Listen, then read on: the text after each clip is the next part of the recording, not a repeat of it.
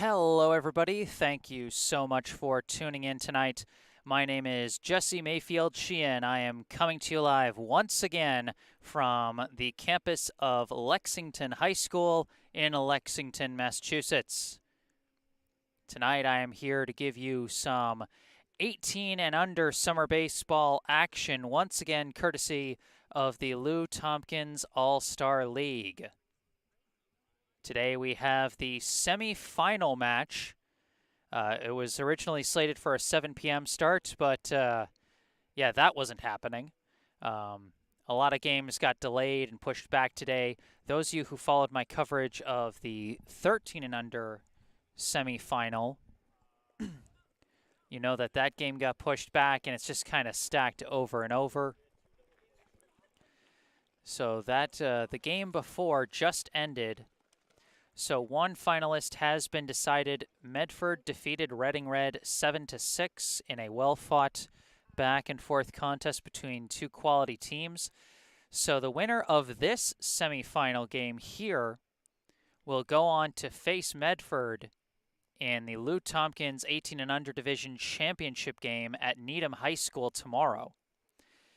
And the contestants in this semifinal game, we have Brookline and Waltham. These two teams faced off once in the regular season, in their regular season finale, actually. And Brookline came away with the win in that one by a final score of 6-3. But it's a whole new ball game now. We've got two quality teams ready to go at it. Let's take a look at the starting lineups here today as we see Brookline warming up on the field. Let's start with with Waltham, who I believe is going to be the visitor today, just based on they've got their batting helmets, Brookline's got the gloves. Leading off for Waltham today, I'll try and make this really quick. I don't know how much they're going to try and rush the start here. Leading off for Waltham today, the shortstop, number 6, Will Curley. Batting second, the first baseman, number 3, Nick LaForest. Batting third, the catcher, number 5, Ian LaForest. Batting fourth, the second baseman, number 4, Luke Fredette. Batting fifth, the right fielder, number 16, Chase Chapralis. Batting sixth, the center fielder, number 2, Connor Scafidi. Batting seventh, the pitcher, number 11, Drew Anderson. Batting eighth, the third baseman, number 7, John Engelhart. Batting ninth, the left fielder, number 1, Jamie Schumacher. And batting 10th, the extra hitter, number 10, Ben Hamilton.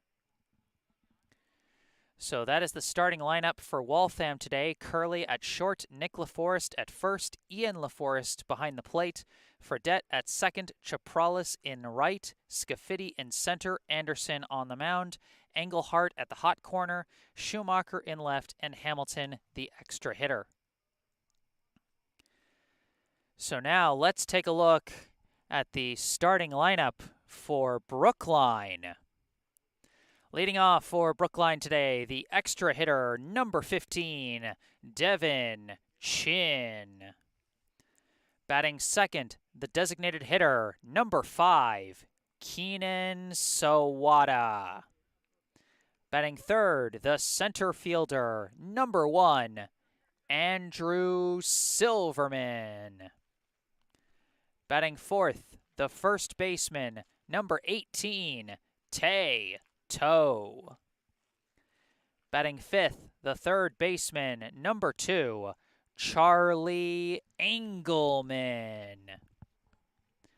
Batting sixth, the left fielder, number 22, Elias Brendel. Batting seventh, the catcher, number 8, Ben Doctoroff. Batting eighth, the shortstop, number 6, Jack Martell. Batting ninth, the second baseman, number 7, Kayden Sheehan. And batting 10th, the right fielder, number 3, Donnell O'Neill. And just playing the field for Brookline today, taking the mound, will be number 16, Jake Levin. So that's the starting lineup for Brookline today. Chin, the extra hitter, Sawada, the designated hitter, Silverman in center, Toe at first, Engelman at third, Brendel in left, Doctor off behind the plate, Martell at short, Sheehan at second, O'Neill in right, and Levin on the mound. And remember, as always, if you go on to enjoy this live stream, I encourage you to hit that like button, subscribe to the channel to stay up to date on all my upcoming live streams. You know, of course, if Brookline wins, I will be back tomorrow for the championship game. And regardless, I'm going to be back tomorrow morning at Needham High for the 13 and under championship after Brookline's 13 and under team staged a thrilling comeback victory, 6-4 over Andover. They will be taking on Lincoln Sudbury in the 13 and under division championship tomorrow morning. So be sure to stay tuned for future live streams. Subscribing to the channel can help. And as always, I encourage folks to participate in the live chat. We've got a couple of live chat messages already from Barbara Joe Metzger. We're with you tonight. Go Brookline. And thank you, Jesse, for all you do with all the teams. And from Kim Chung-sik, huge thanks, Jesse, and let's go Brookline. And honestly, thank you guys. You know, if there wasn't fan interest in this, you know, I probably wouldn't have this wonderful job that I love doing so much. So thank all of you for tuning in, for all the kind things you've said, and just all of it. You know, I love being able to do this. It's a privilege. And it's going to continue to be a privilege tonight. There's some discussion going on about the game, and, you know, with the delay this late, there is one slight concern. There's a bit of an unknown factor, and that's the stadium lights. You know, a lot of stadium lights at, like, public parks operate on timers. And so if this is set to turn off at a certain time, I don't know what's going to happen. Well, I mean, I know what's going to happen. If the lights turn off, then the game is called, and they'll probably have to pick it up on Sunday. And then I don't know what happens with the championship game. It just all gets crazy.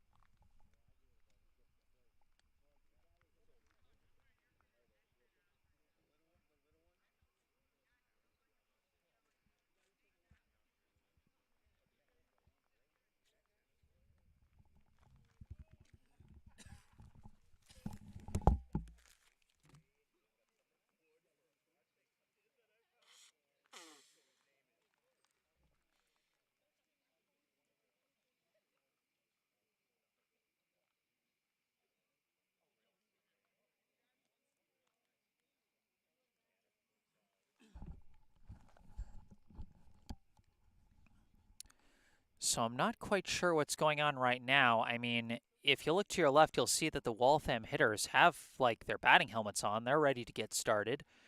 Brookline's just sort of hanging out in the field, throwing the ball around. Andrew Silverman is just laying back in the grass, loving life, I guess. Honest to goodness, I don't know what's going on. I don't know when we're going to be starting. It's a doozy of a day for sure.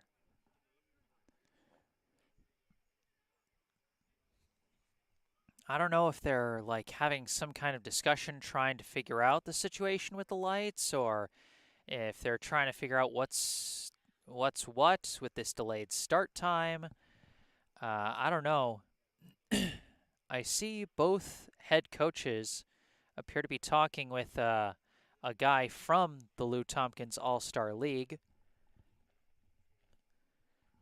I don't know what is taking place in that conversation, but you know, I'll be here when things become more clear. I will be here.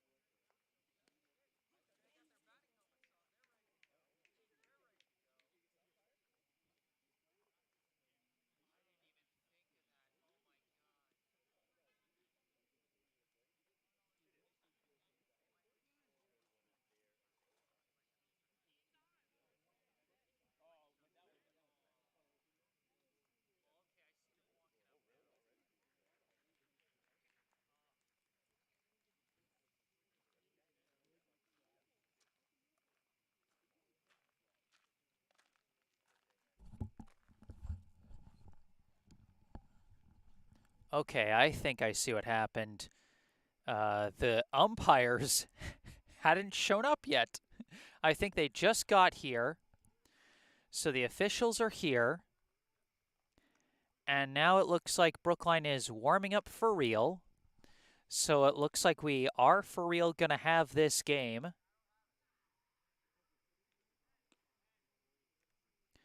So I'm going to put up our first stats here, talking about our Brookline starting pitcher, number 16, Jake Levin.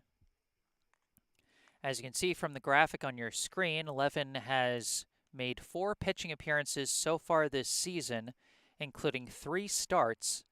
He has a 2-0 record on the mound, over 20 1/3 innings pitched, with a 2.75 ERA, a 1.18 WHIP, and 24 strikeouts. So that's the pitching stats for 11.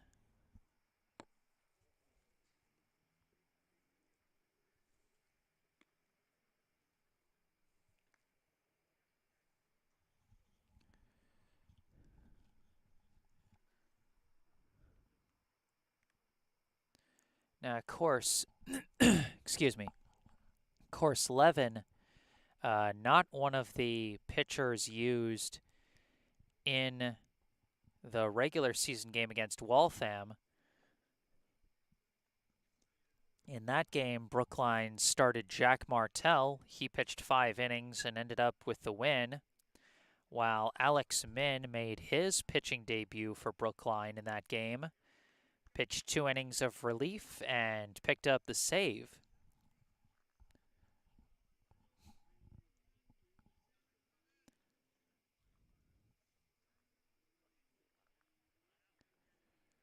So the umpire crew still conferring before we get this game underway.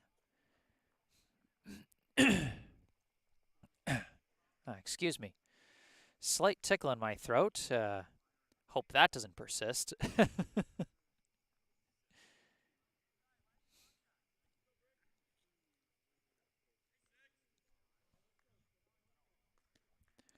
Okay, that's a throw down to second. The batter's coming up. We are going to have ourselves a ball game. Okay.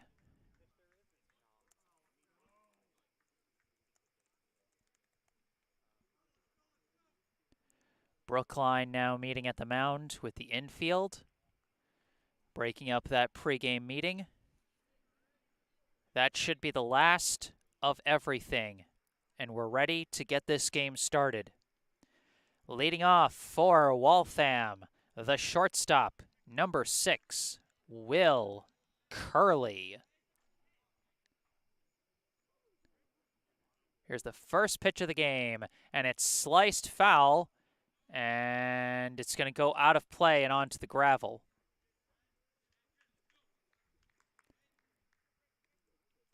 So that'll be strike one. Curley went 0 for 3 at the plate against Brookline last time. He'll be hoping for a better result here.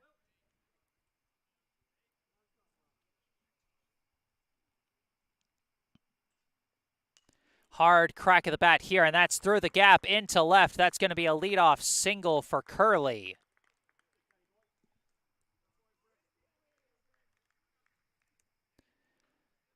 So already doing better at the plate today than he did in the last matchup against Brookline.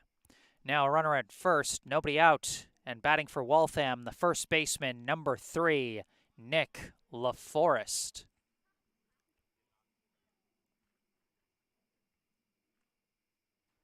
First pitch, swing and a miss, strike one. Nick LaForest last time against Brookline, he also finished 0 for 3 at the plate. So he's also hoping for something better. Pickoff throw down to first, and Curley dives back safe. Base running is so huge at this level, so anytime there's a runner on first, keep your eye on that. This one's sliced foul for strike 2.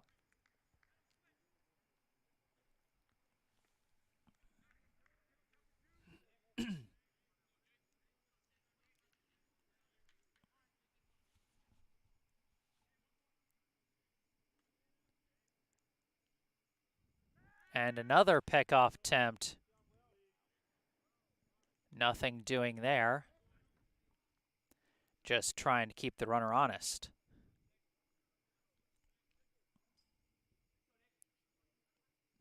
Another pickoff attempt.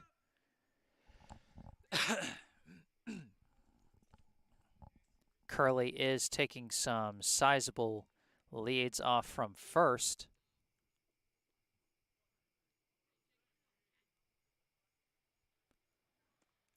That pitch just missed low, ball 1.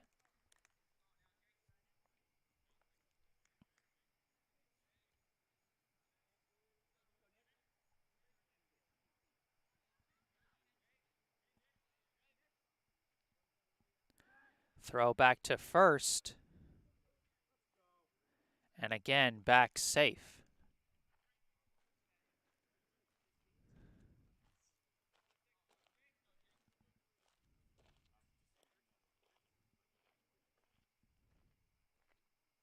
Now the runner takes off, and it's popped up into shallow right. O'Neill's got the grab, throw to first, pickoff, successful!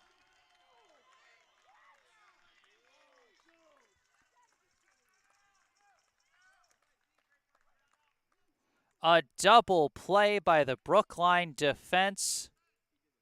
The hit and run backfires horribly. And now 2 down for Waltham, and up to the plate is the catcher, number 5, Ian LaForest.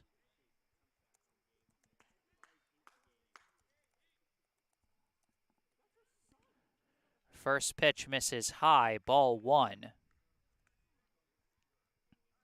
Now, Ian LaForest, last time against Brookline, finished 1 for 3 with a stolen base.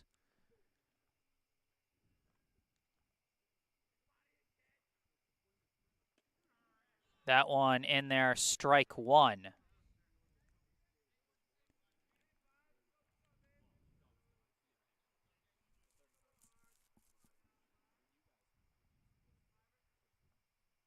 Swing and a miss, strike 2.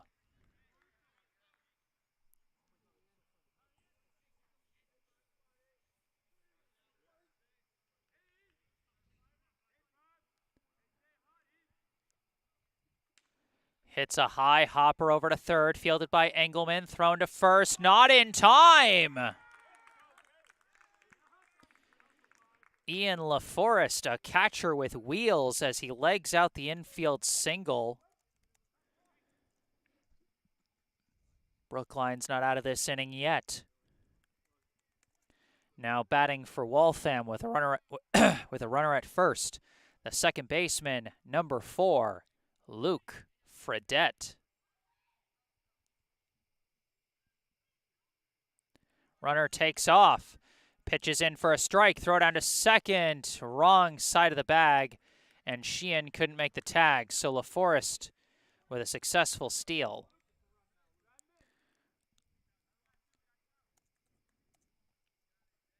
This time sending the runner pays off perfectly for Waltham, and now they've got a runner in scoring position. Swing and a miss, strike 2 to Fredette. 0-2 now the count. Fredette last time against Brookline finished 0 for 1 before a pinch hitter was brought in.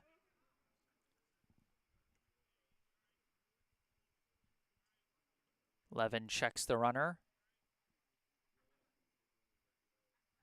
0-2 pitch is fouled off, and Fredette stays alive. Runner at second, 2 down here in the top of the first. Ian LaForest stands at second. Fredette facing an 0-2 count. Swing and a miss, strike 3. Levin gets him with the high heat to end the top of the first.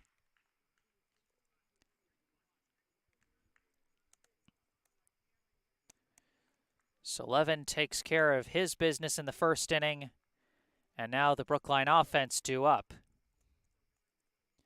It'll be Chin, Sawada, and Silverman coming up against the Waltham pitcher, number 11, Drew Anderson. Anderson was not one of the 3 pitchers used by Waltham in their last game. In their last game, they started Cody Eaton, and he got chased off the mound after a third of an inning, giving up 4 runs in the first. Was replaced by Ben Hamilton, who did a very strong relief job, 4 2/3 innings, giving up 1 unearned run. And then Alex Tyrone pitched through the last 2 innings, giving up a single earned run.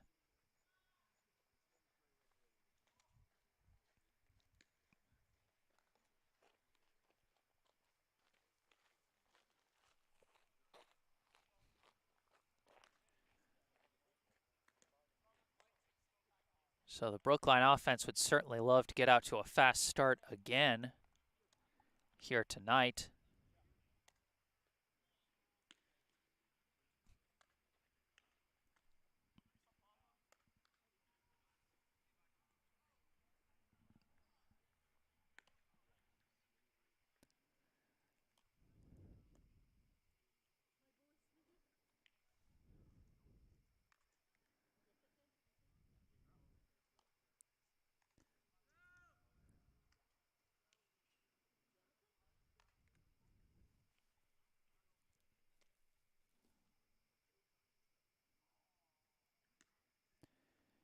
All right, there's the throw down to second.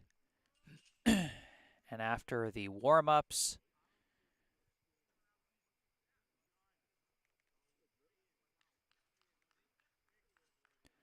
we are now ready to get this started. Leading off for Brookline, the extra hitter, number 15, Devin Chin. First pitch shows bunt, pulls back, strike 1. Devin Chin, last time against Waltham, he finished, I think, either 1 for 3 or 2 for 4. Shows bunt and ducks for ball 1. The bunt has really become his bread and butter late here in the season. As he shows bunt again, pulls back, that's going to be strike 2. So the bunt now not an option. Chin will have to swing.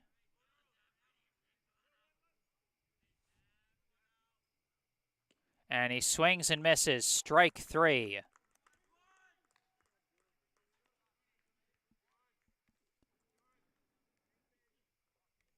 First out of the inning. Now coming up for Brookline, the designated hitter, number 5, Keenan Sawada. This pitch comes in high for ball 1.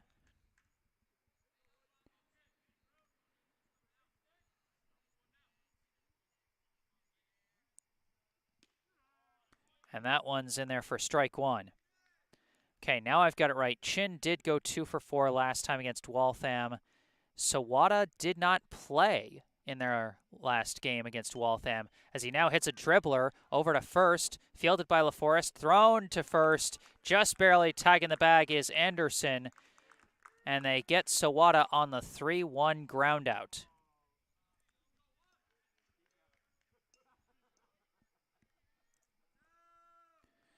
Now coming to the plate for Brookline, the center fielder, number 1, Andrew Silverman.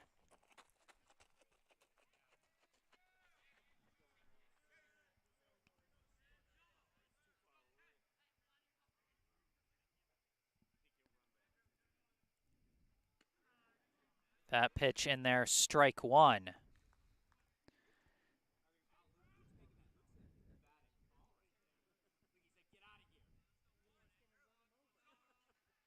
Big swing and a miss, strike 2. Silverman last time against Waltham, he was 2 for 3 with a double, 2 runs scored, and an RBI. 0-2 pitch comes in well high for ball 1. Silverman's been on an absolute tear this season, as you can see with his stat line on the bottom of your screen. In the postseason so far, he is 3 for 5 with 2 doubles, 2 walks, 3 steals, a run scored, and 4 RBI. As that one misses low for ball 2. Now, of course, postseason stats for Brookline so far are just 2 games. But still, 2-2 pitch. Swing and a miss, strike 3. Anderson takes care of business, sends Brookline down in order in the bottom of the first. We are 1 inning in, and we are scoreless here at Lexington High School. Due up for Waltham will be the 5, 6, 7 hitters, Chapralis, Scafidi, and Anderson.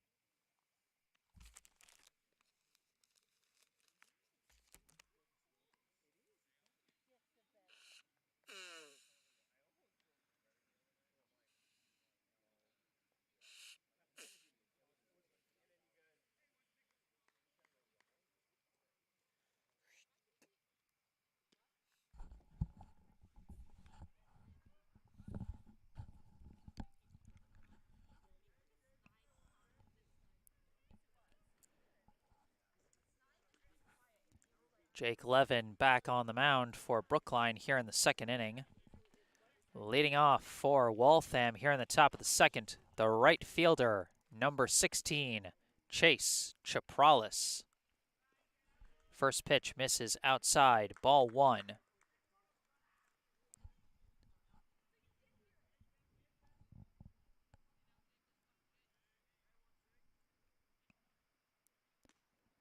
That one's also going to miss, ball 2.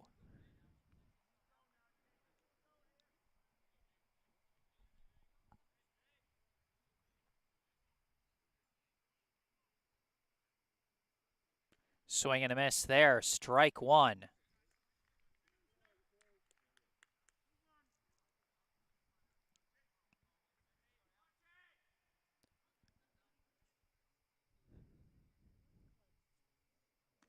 That one's going to miss, ball three. Levin was throwing pretty much nothing but strikes in that first inning. Now he got his first 3-ball count.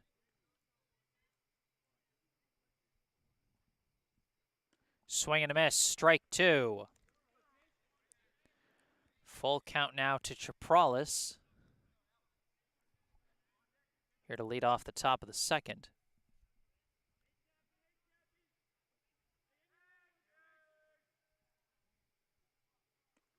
And that one's going to miss. Just outside, and Chapralis didn't bite. He draws a leadoff walk. You're not going to see a lot of those free passes from Levin this season. Is that right? Just one walk throughout the regular season. Over 20 1/3 innings pitched. But now, a leadoff walk here, and that first pitch is in the dirt for ball one. At the plate for Waltham is the center fielder, number 2, Connor Scafitti.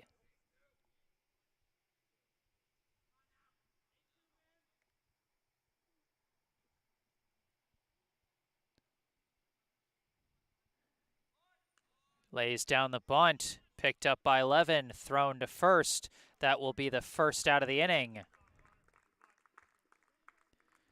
A sac bunt moves the runner. Scafitti does his job, and Waltham has a runner in scoring position.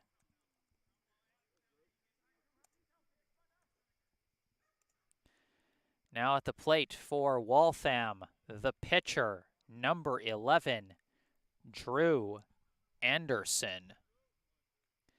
Anderson last time against Brookline, he finished 1 for 3 with a steal. And that one's going to get away from Doctoroff, and that's going to allow the runner to go to third. Seems like that pitch missed for ball one. Not sure whether you call that a wild pitch or a passed ball, but either way, it's a 1-0 count to Anderson, now with a runner at third. And that one's going to miss as well, ball two.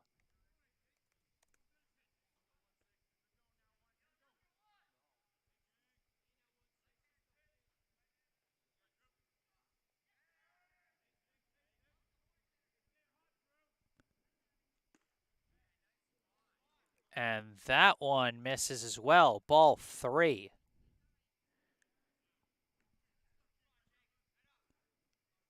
A 3-0 count to Anderson.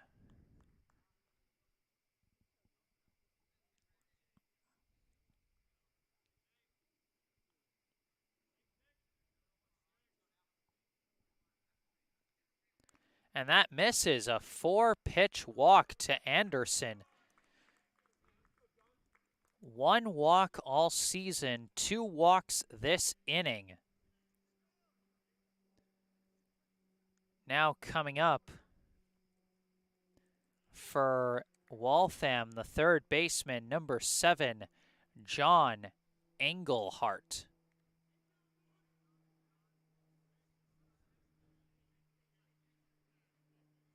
Engelhart last time against Brookline, he was 2 for 3 with a run scored.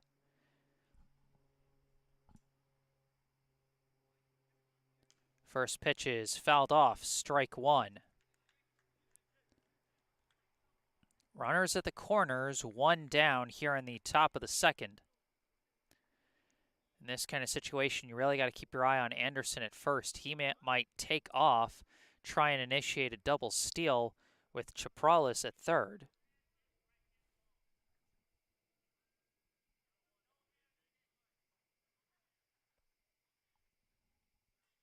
And there he goes. Pitches in for a strike, and catcher does not throw. So that's an 0-2 count, but now 2 runners in scoring position for Waltham. Second and third with 1 out.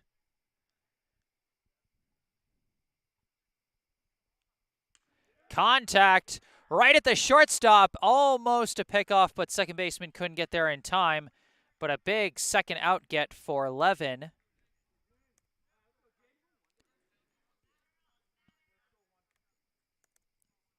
And now with 2 down and 2 on, up comes the left fielder, number 1, Jamie Schumacher.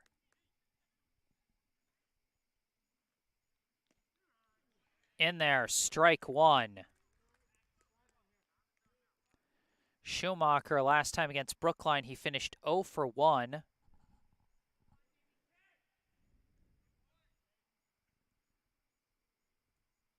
This pitch, he gets a piece of it, and that's strike 2. That one was very close to potentially being a wild pitch. You almost wonder what would have happened if Schumacher hadn't gotten a piece of that one. 0-2 the count. 2 down, 2 runners on. Strike 3. Levin escapes the jam.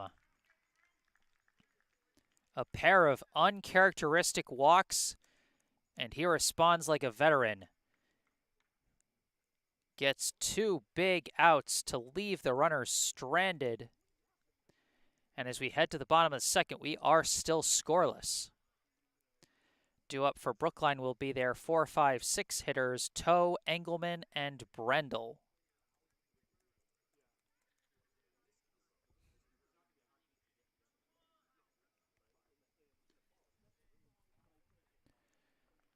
Anderson back on the mound for his second inning of work for Waltham.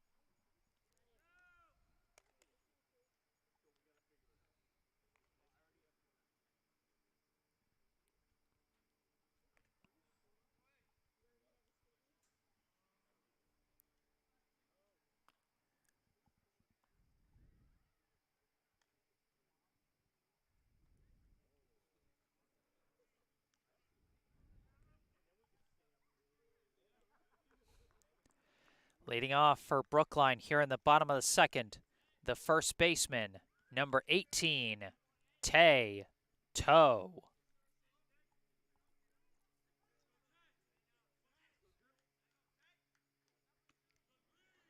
First one is high for ball 1. Toe had a big role in Brookline's comeback win over Reading Black earlier this week as he swings and misses at that one for strike 1. He had a 2-run double, which accounts for half the RBI he's had so far this season, as that one misses for ball 2.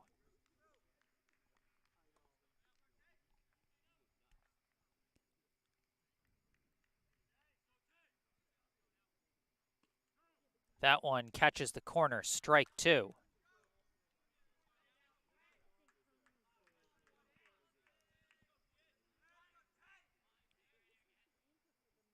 And Toe does not bite on the high heat, ball 3. Full count to Toe here to lead off the bottom of the second. Makes contact but sends it foul. Still 3-2.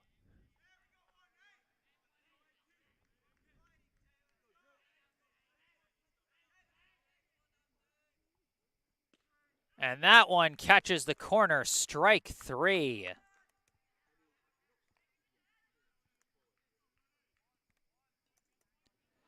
3 strikeouts through the first 4 batters faced for Drew Anderson. Now coming up to the plate for Brookline, the third baseman, number 2, Charlie Engelman. Engelman whiffs at that one for strike 1.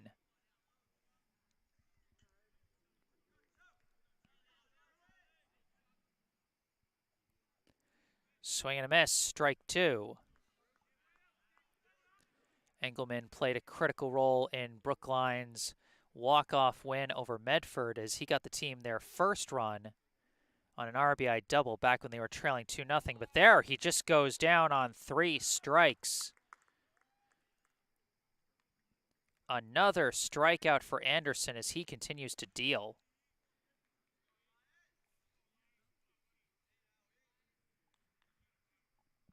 Now at the plate for Brookline, the left fielder, number 22, Elias Brendel. That pitch in there for strike 1. Brendel got his first hit of the season in that Red and Black game. He had a RBI double down the first base line as he takes strike 2 on a nice curve from Anderson.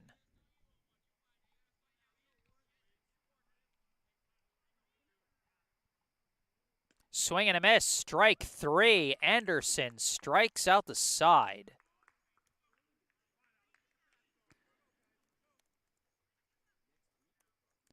The Brookline bats can't do much of anything through the first couple of innings. We are through 2 here at Lexington High School, and we are scoreless.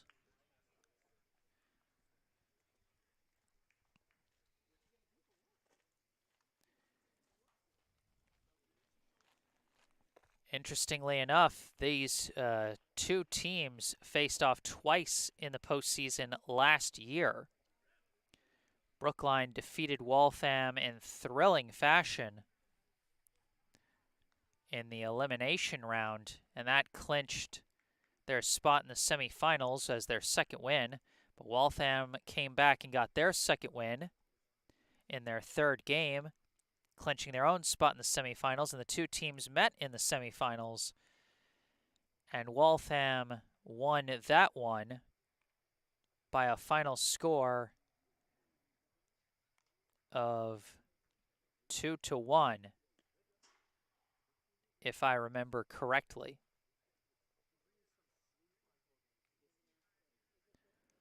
Or no, I think it might have been 3-2. Yes, it was 3-2. They went 8 innings, and Waltham came out with the win 3-2. The pitcher for Waltham in that game was Michael Cobb, and he went off for several strikeouts. And the pitcher for Brookline, who else but Jake Levin? It was an intense pitcher's duel throughout.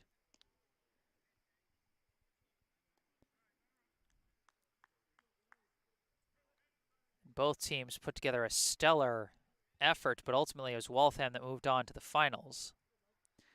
Now coming up to the plate for Waltham, the extra hitter, number 10, Ben Hamilton. First pitch, hits a grounder. Over to short, gets past Martell. Hamilton reaches.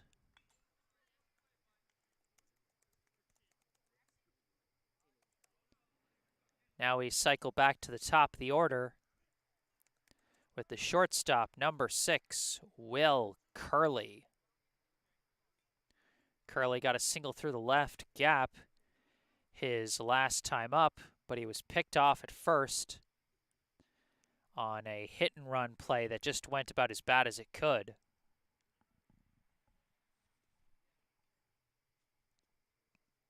Brief meeting between Levin and Doctoroff.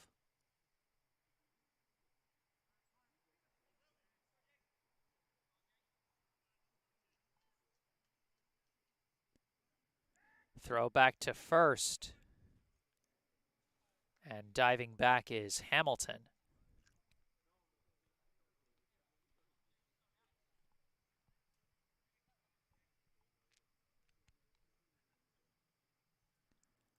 Now this pitch is chopped into shallow right, and it's caught by O'Neill for the first out of the inning.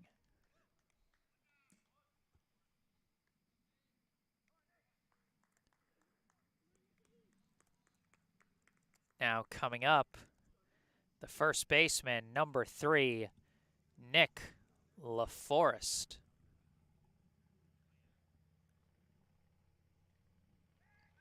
Another pickoff attempt on Hamilton, unsuccessful.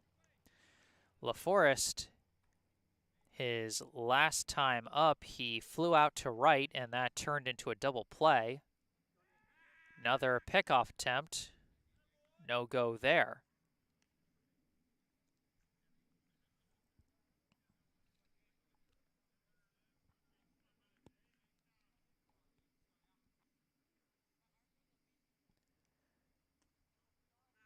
That pitch misses, ball 1.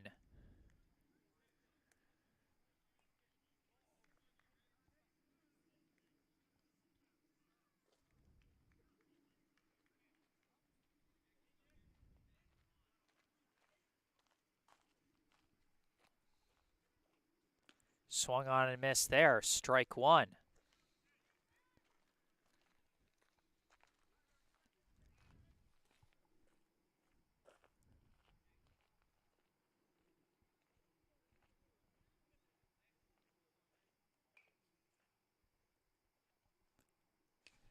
This pitch fouled off, strike 2. 1-2, the count to Nick LaForest.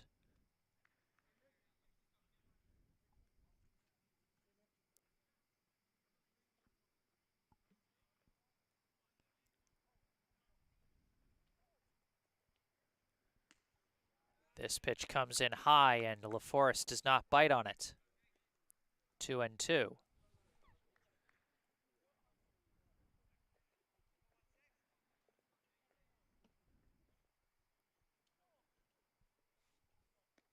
That one curves in, strike 3.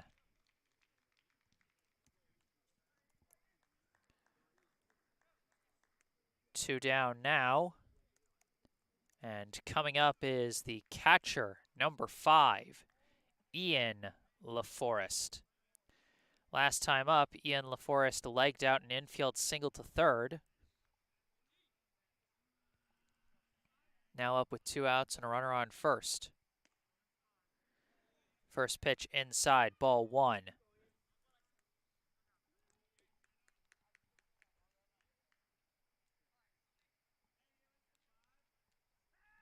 Throw back to first as they continue to keep Hamilton honest.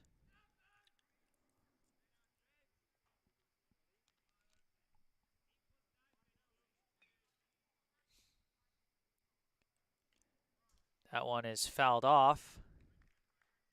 Strike 1.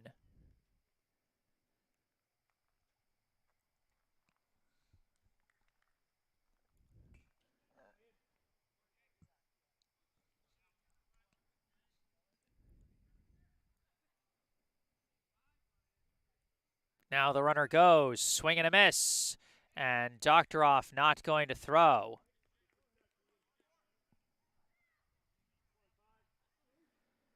One and two, the count. Now a runner in scoring position. And he gets a piece of it, but not enough. Got fooled by the off speed, but still managed to get enough of it to stay alive at 1-2.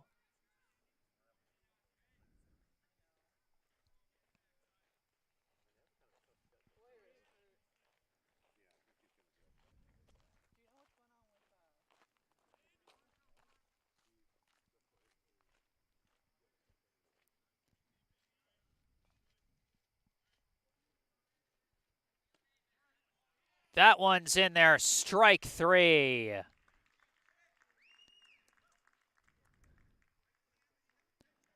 I feel like I'm getting deja vu here.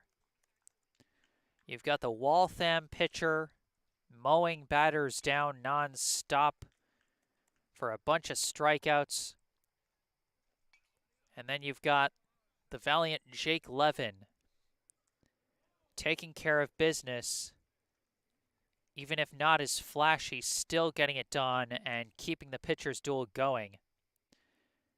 Heading into the bottom of the third, we are still scoreless here in the Lou Tompkins All-Star League 18 and under division semifinals. Due up for Brookline will be the 7, 8, 9 hitters, Doctoroff, Martell, and Sheehan.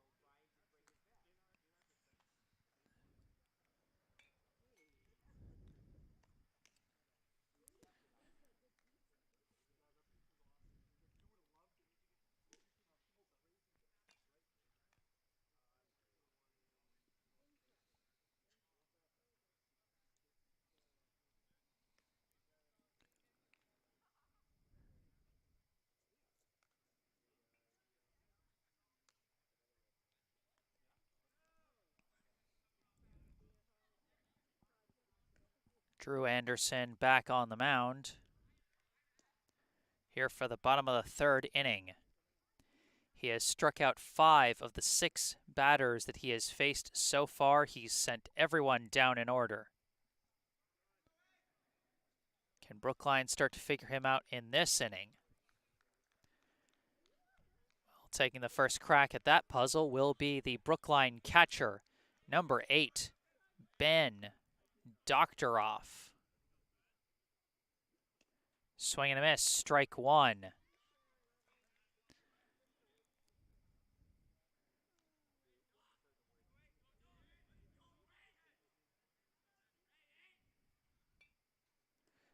Caught him chasing low, strike two. Doctoroff usually got a pretty good eye for the ball, but not that time. 0-2 pitch. Just outside, and Doctoroff just barely checked his swing. Anderson coming out with speed. Catches the inside corner, strike three.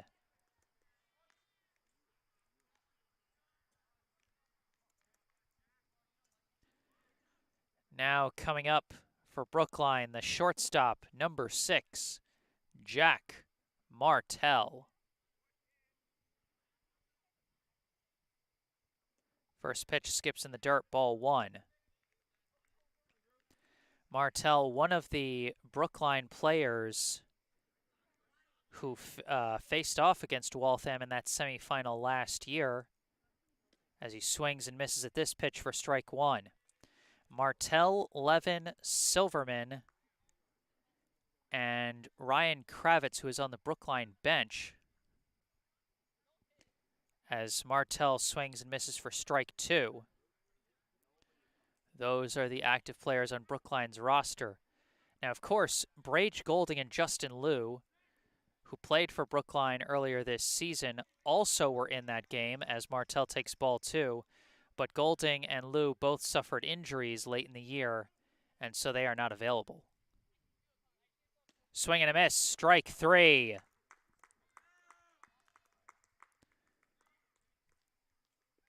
Anderson continuing to tear through the Brookline lineup. 6 consecutive strikeouts so far. Now at the plate for Brookline. Swinging and missing at the first pitch. It is the second baseman, number 7, Kayden Sheehan. That one curves in for strike two.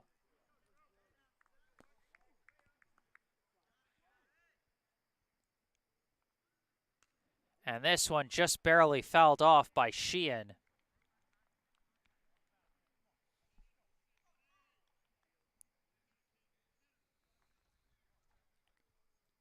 Still 0-2.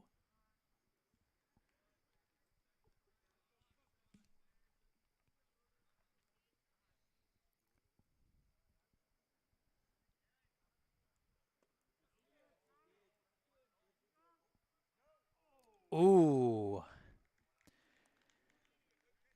Home plate umpire went down to first to see if Sheehan went around. He said no. Ball 1.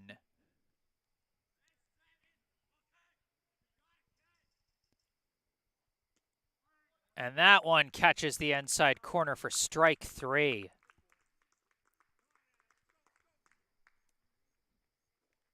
My goodness. 3 innings in. No score. And Drew Anderson looking absolutely unbeatable on the mound so far. 8 strikeouts.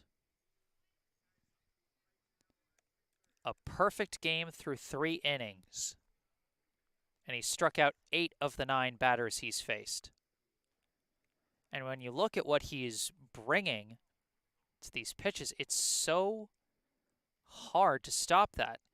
He's got speed that is tough to match. He's got placement that seems absolutely pinpoint. I mean, he's hitting the inside corner so much against the righties right now. And then he's even got some movement to boot as he works in curveballs every now and again to go along with his well-placed fastballs.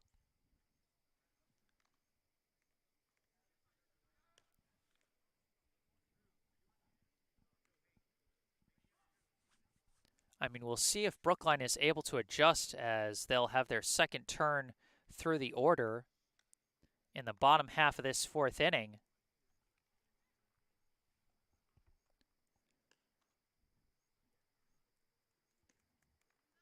But once again, against Waltham in the semifinals, it's on the shoulders of Jake Levin to match up against a strikeout machine on the other side.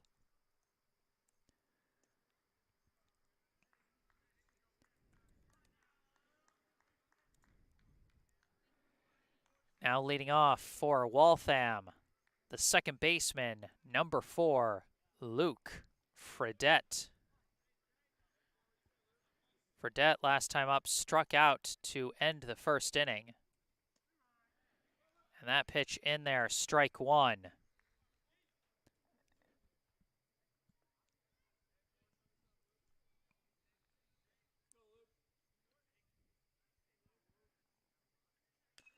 And that one's a high hopper over to short, fielded cleanly by Martell, thrown to first.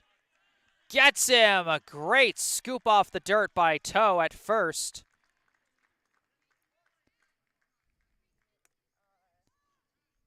And that'll be the first out of the inning.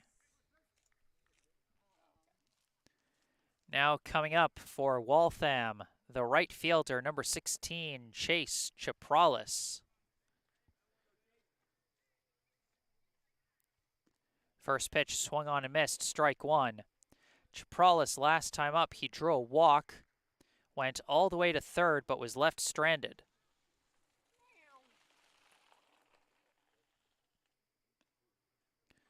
That one misses outside, ball 1.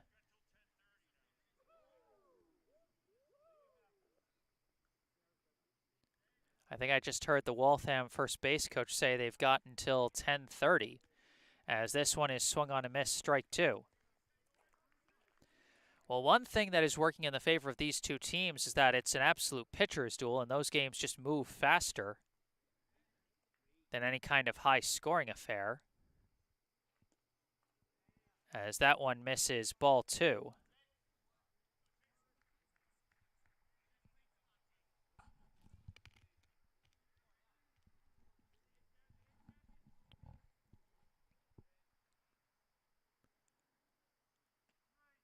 Catches the high corner, strike 3.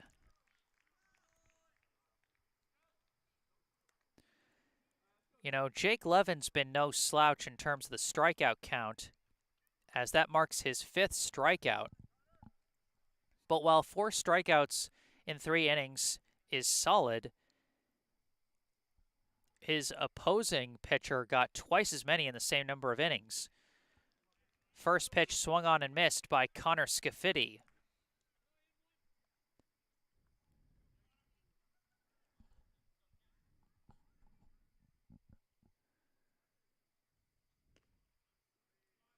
That one misses outside, ball 1.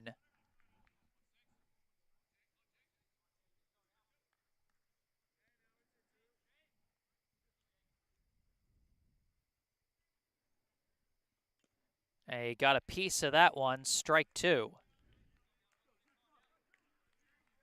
Scafidi his last time up. He laid down a sac bunt, but no runners to move this time, now facing a 1-2 count. Swung on and missed, strike 3. I'll tell you what, Jake Levin, he may not have as many strikeouts. He may have given up more hits and more walks, but in the one number that matters above all else, he is exactly even with Drew Anderson. Still scoreless going into the bottom of the 4th. For Brookline, it'll be the 10-1-2 hitters, O'Neill, Chin, and Sawada.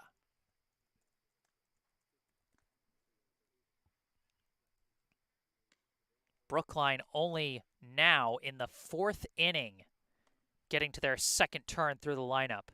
They have yet to see a single runner reach first base. Anderson has looked nigh unstoppable. Can they adjust and find their answer here in the 4th inning?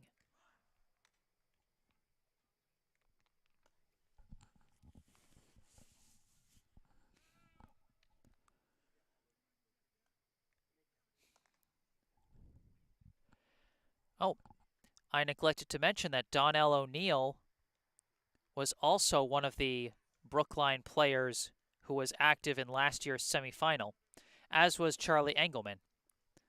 I neglected a couple of players there. O'Neill, Engelman, Levin, Martell, Golding, Liu, and Kravitz. And now O'Neill, the Brookline right fielder in this game, leading off here in the bottom of the 4th.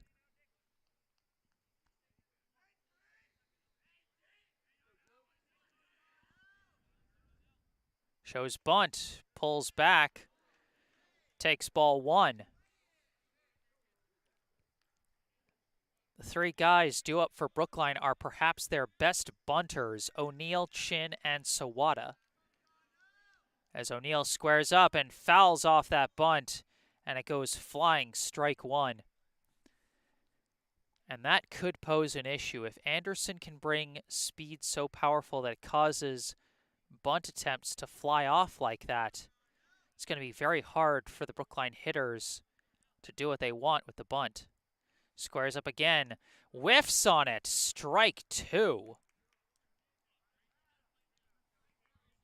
Even with the curve, he's able to attack the bunters. 1-2, the bunt out the door for O'Neill. Swing and a miss. Another one down on strikes. 8 straight Ks for Drew Anderson. 1 down. Bases empty, and we cycle to the top of the lineup. We've got a pinch hitter. This is number 54, Ryan Kravitz, batting in place of Devin Chin. Shows bunt, pulls back, ball 1.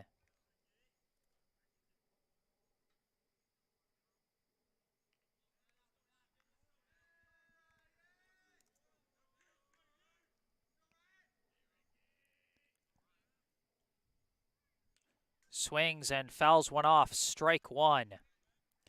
Kravitz got out to a really hot start at the start of this summer. Then he left on an extensive vacation, came back, and was struggling at the plate after returning to the Brookline lineup. See what he can do here. As he takes strike 2 there.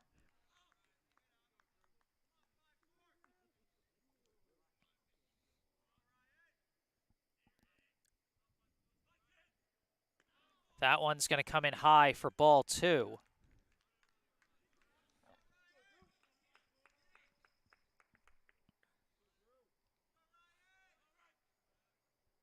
And Kravitz makes contact. That's going into left. Brookline's got their first base runner as Kravitz pulls up with the pinch hit single.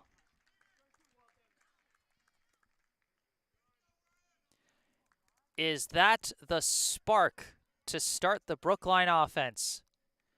Their first successful base runner as Kravitz reaches on a single to left. Now at the plate, the designated hitter, number 5, Keenan Sawada, shows bunt, but they instead go for the pickoff move, and Kravitz goes back to first. Sawada, so far, the only other hitter besides Kravitz who has even put the ball in play as he grounded out to first his first time up. Shows bunt, pulls back, pitch in high, ball 1.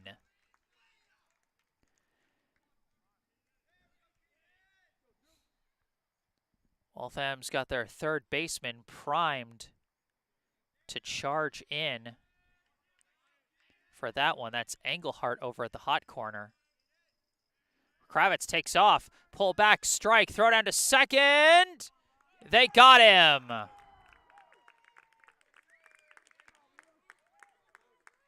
Quick pitch, quick throw.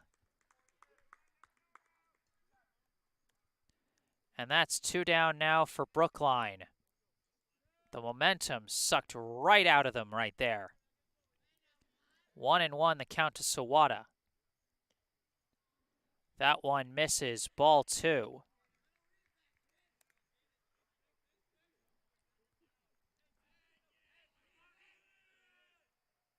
Swing and a miss, strike 2.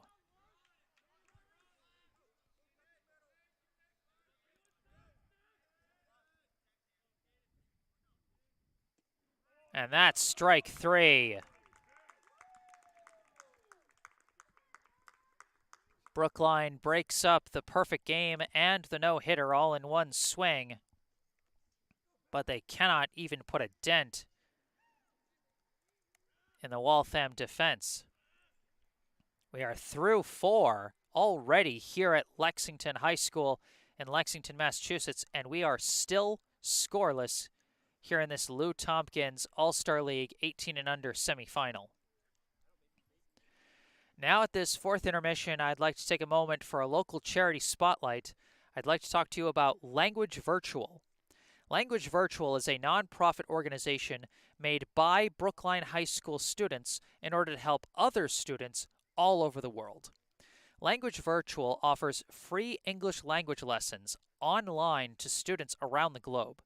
These lessons are taught by volunteer high school students, many of them from right in Brookline, who are recruited by Language Virtual to teach these ELL lessons through the simplest, most tried and true method of learning a language: conversation. To date, Language Virtual has recruited over 100 teachers to teach over 700 students across more than 10 different countries. And with the ongoing war in Ukraine, Language Virtual has seen an influx of students of Ukrainian descent, displaced by the conflict in their home country, and hoping these English lessons can help them adjust to their new living situations. Visit languagevirtual.org to find out how you can register, either as a teacher or as a student. You can also donate money to Language Virtual to help them continue teaching students in need and fostering these worldwide connections. Once again, that's languagevirtual.org. And remember, you can find all the information you need about our local charity Spotlight Language Virtual down in the description section below. Pitcher versus pitcher, and bunt attempt is whiffed as the pitch curved in just way too low. Strike 1.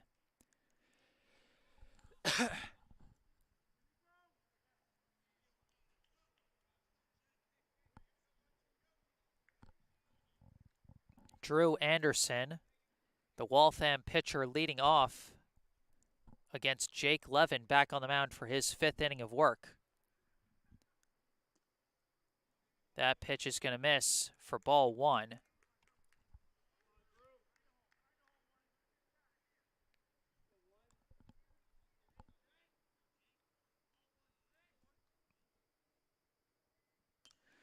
Makes contact, sends it out to left, and that drops in fair for a single.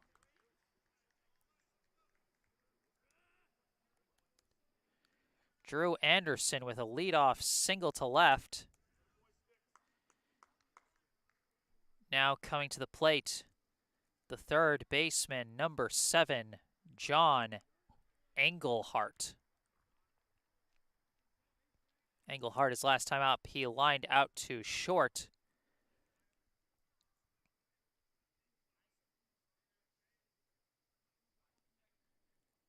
Now up with a runner on first and nobody out. First pitch misses outside, ball 1.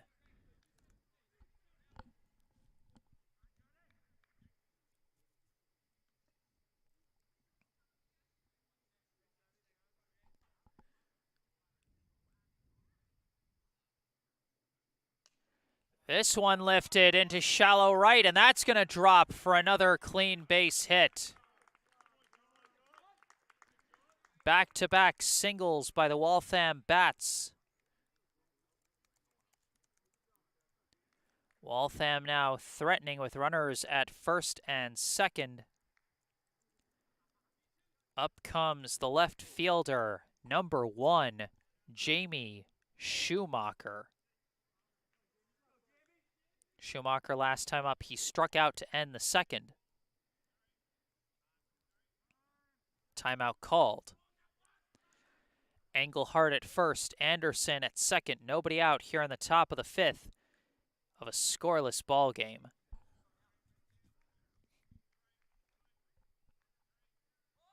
Shows bunt and sends it foul.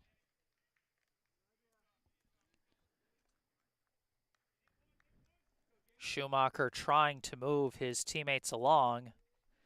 A successful sac bunt here would put runners at second and third with only one out.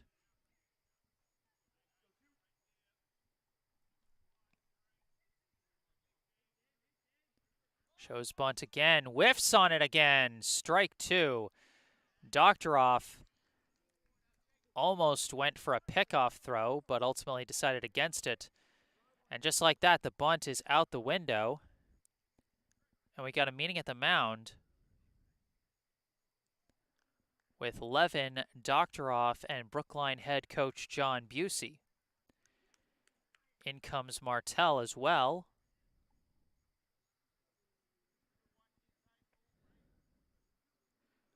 Weird moment for a meeting at the mound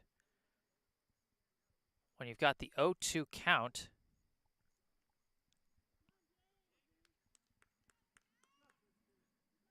But we'll see what they're thinking here.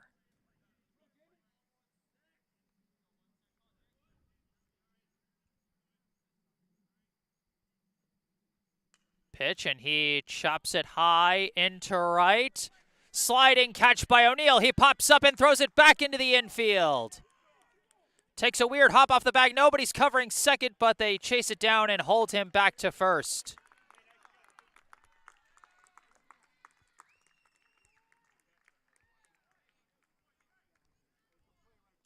O'Neill aggressively chasing that fly ball, goes for the slide and gets out number 1. Anderson advances to third on the flyout as he tags up. Wait. They wanted to check and make sure he tagged up. Boy, was that a moment where your heart just stops. Now at the plate for Waltham, the extra hitter, number 10, Ben Hamilton. Hamilton, his last time up, he got a grounder that went past the shortstop. Either an infield single or an E6. I wasn't sure what to score it. But now up in a big situation here. One down, runners at the corners. Runners taking off on the first one. Pitch gets past the catcher. Waltham takes the lead. Of all things, a wild pitch gets the first run of this ball game. Drew Anderson is the first to add to his own cause. Now 1 out and a runner at second with a 1-0 count, and Waltham with the 1-0 lead. This one is chopped high. It's going to stay in play. Toe under it, and he's got the catch for out number 2.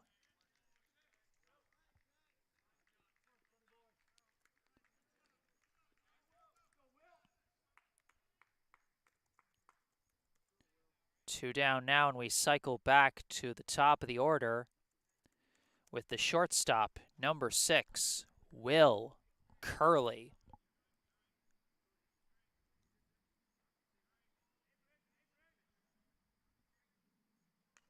First pitch, and he slices it. This is going to fly out of play for strike 1.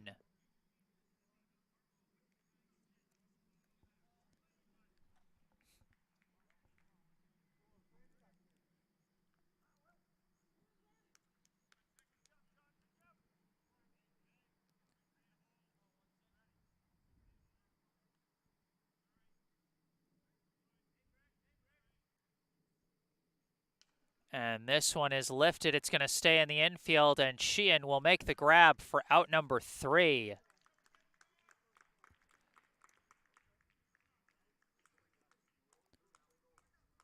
Levin gets out of the inning once again, but a single wild pitch proving the difference maker in this ball game. As we go to the bottom of the 5th, the score, Waltham 1, Brookline 0. The 3, 4, 5 hitters due up for Brookline here in the bottom of the 5th. Silverman, Toe, and Engelman. All of them went down on strikes the last time they faced Anderson, which is something a lot of the Brookline hitters have in common. But now in this second time through the order, they'll be hoping to adjust.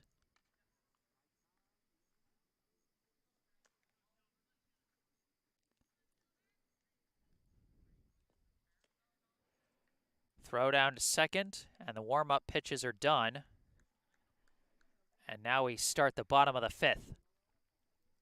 At the plate for Brookline, the center fielder, number 1, Andrew Silverman.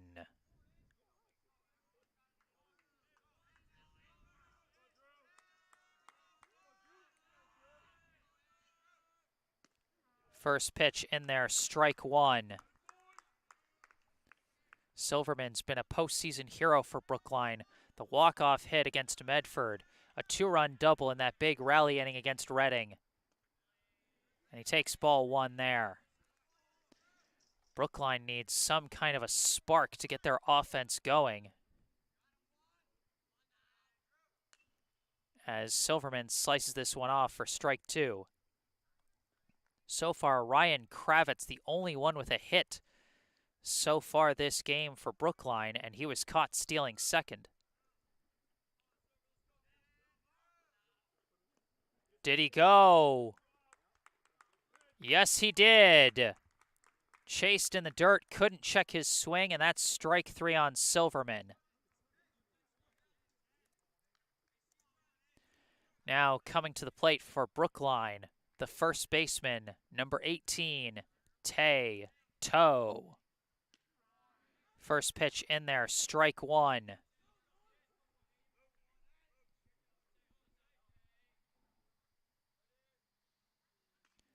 Toe fouls this one off, strike 2.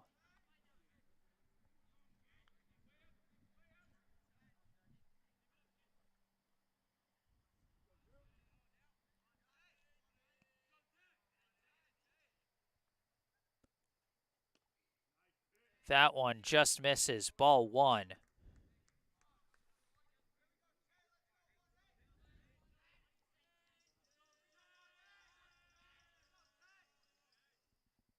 And that one misses inside, ball 2.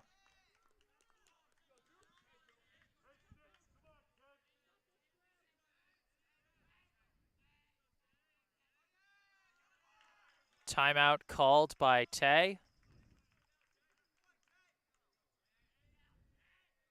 Now he steps back in.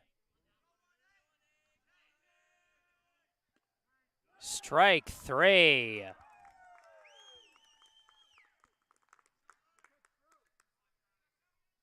Anderson's dominance simply continues. He's simply started a new strikeout streak, 3 in a row, 2 down here in the bottom of the 5th. First pitch swung on and missed by Charlie Engelman. Engelman, one of the players who was in Brookline's lineup for the semifinal matchup against Waltham last year, as he fouls this one off for strike 2. And of course, Engelman had a huge day on at the plate against Waltham in the elimination round last year. 2 big RBI hits as he drove in 4 runs in that one, but here he just goes down on 3 pitches.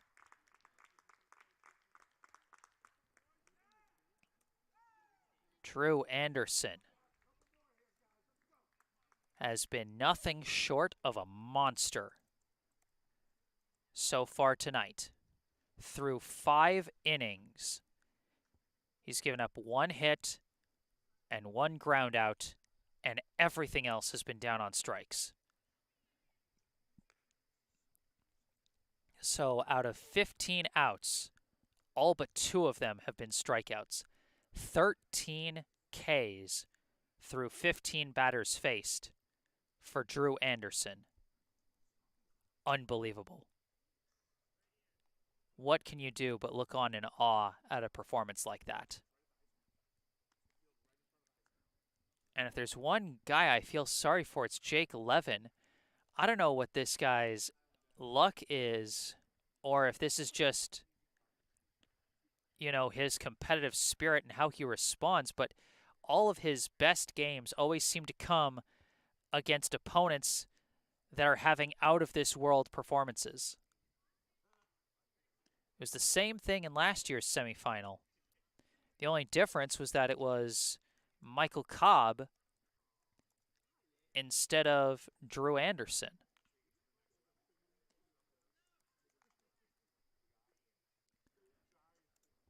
1-0 Waltham as we start the 6th inning. Due up in the top half for Waltham will be Nick LaForest, Ian LaForest, and Luke Fredette.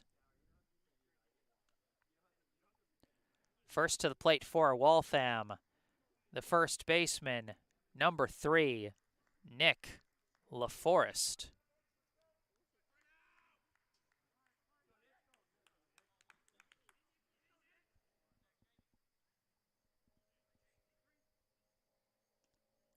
First pitch comes in low, ball 1.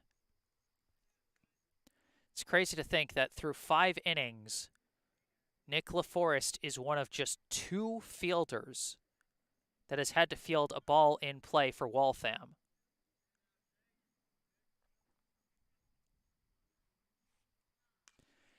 Cracks it here, sends it high out to center. Silverman under it for out number 1.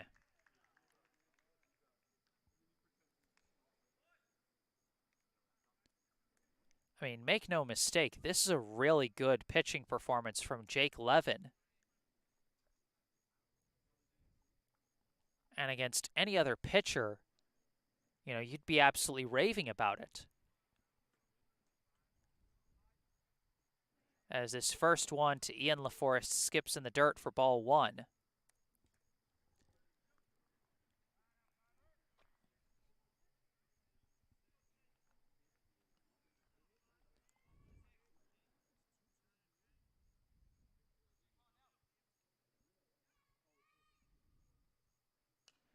Hits a dribbler over to third, fielded by Engelman, thrown to first, and that's out number 2.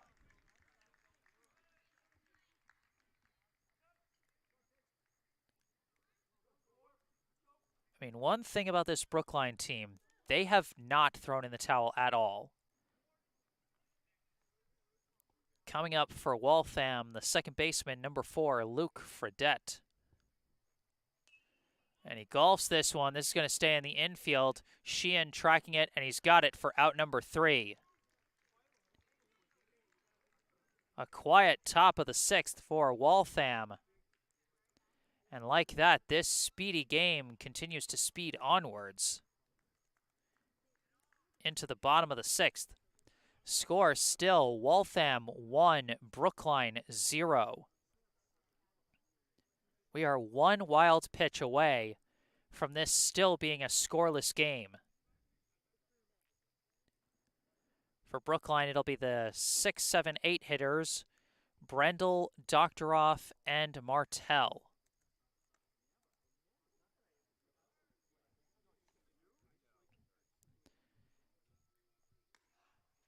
Three batters who were also part of Anderson's long streak of strikeouts. I mean, you can almost just like assume that unless the batter's name is Ryan Kravitz or Keenan Sawada, that the batter has struck out in every plate appearance. And even in the case of Sawada, he's struck out in one of his 2 plate appearances so far today. Like I said, it's absolutely unreal. Borderline comical at this point. Just how dominant Drew Anderson has been.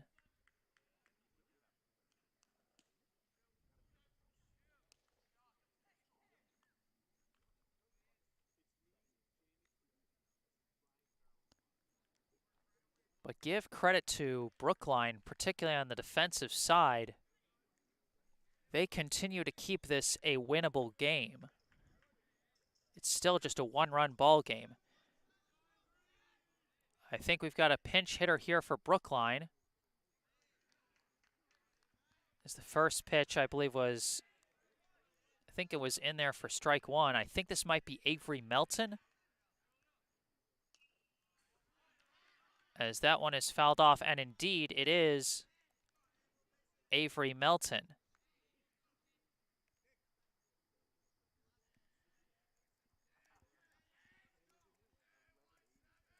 So batting in place of Elias Brendel.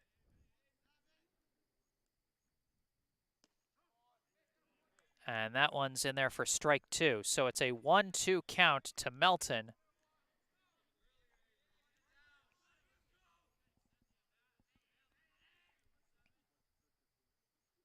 Swung on and missed. Strike 3. Now 14 on the day for Anderson.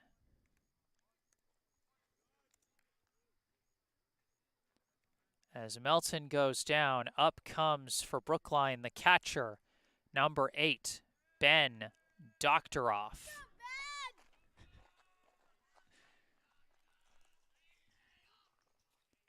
First pitch squares up to bunt and whiffs as it curves into the dirt.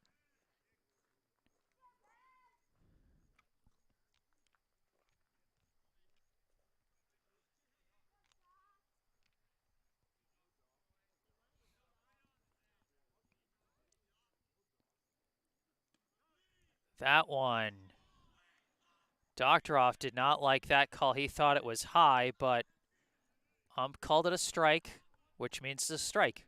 It's ultimately the ump's call. 0-2. Doctoroff fouls it off, stays alive at 0-2.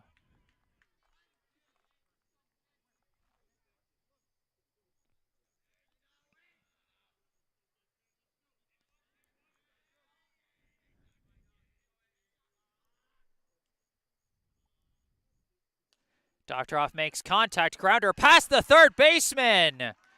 Doctoroff, rounding first, thought about it, but heads back to first with a single.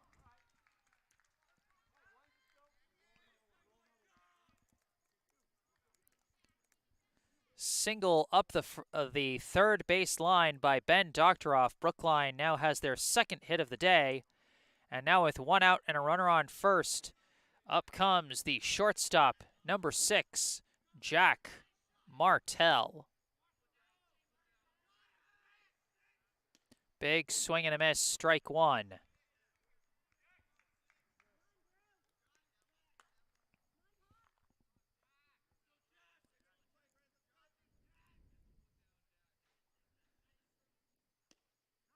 That pitch catches the inside corner for strike 2.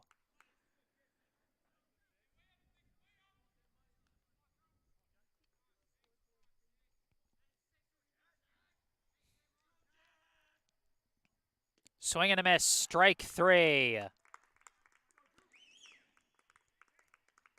Anderson right back to the K's as he gets Martell down on strikes. Now up the second baseman, number 7, Kayden Sheehan. Sheehan fouls this one off. In play, but not catchable. And actually, I think it landed out of play when all was said and done, as it landed on the gravel. 0-1, the count to Sheehan. 2 down here in the bottom of the 6th.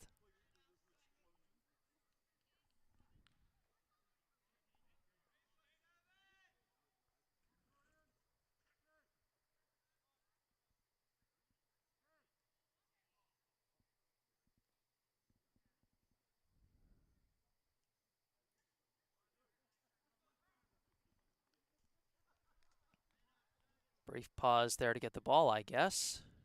0-1, still the count. Doctoroff takes off.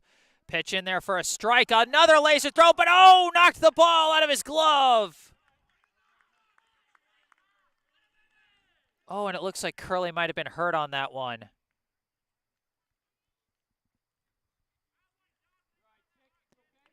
Doc came in with a hard slide there, and it looked like he kicked the ball right out of Curley's glove on that steal.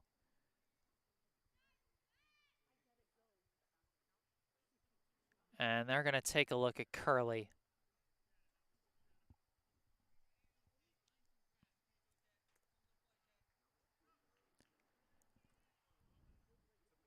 Brief check.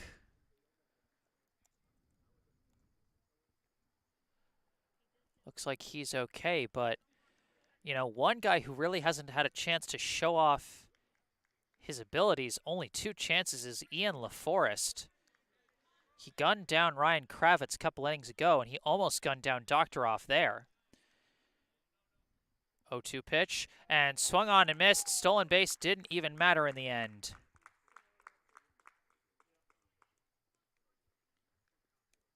We head to the final inning. The score going into the 7th, Waltham 1, Brookline 0. Boy, I tell you, a pitcher's duel like this, you always hate that someone has to lose. You know, because it's not fair that a pitcher has to lose a game like either of these pitchers are putting on today. And of all things, a wild pitch, the result that got the so far only run of the game. And Jake Levin back out on the mound for his 7th inning of work.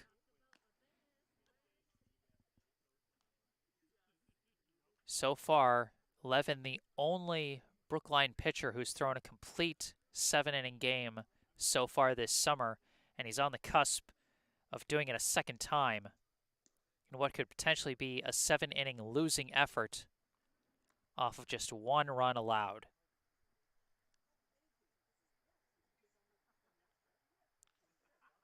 Absolutely crazy. It'll be Chapralis, Scafidi, and Anderson due up for Waltham here in the top of the 7th.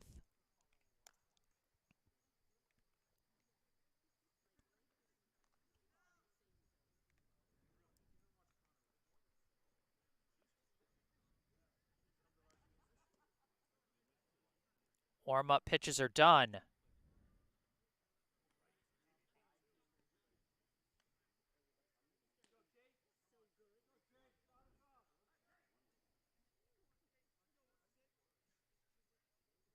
First up for Waltham, the right fielder, number 16, Chase Chapralis. First pitch is a grounder right back to Levin. What a jumping snag for the 1-3 ground out.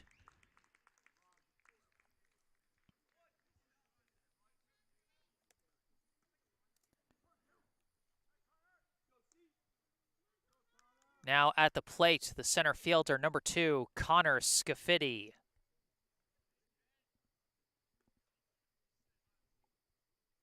Swung on and missed, strike 1.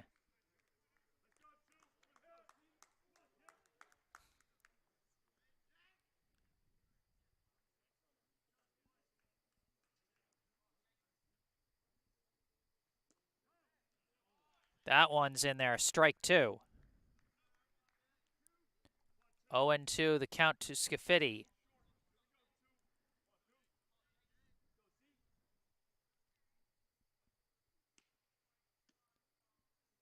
That one just misses, ball 1.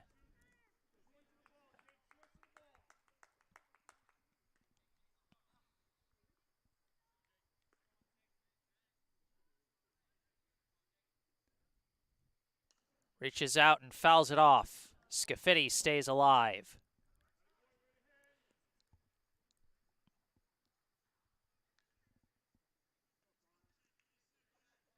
Scafidi 0 for 1 so far with a sac bunt and a strikeout.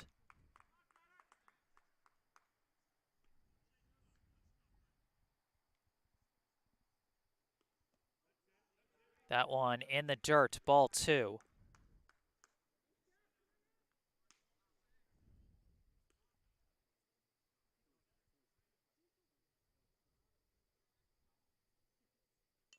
Hits a dribbler up the first baseline and foul.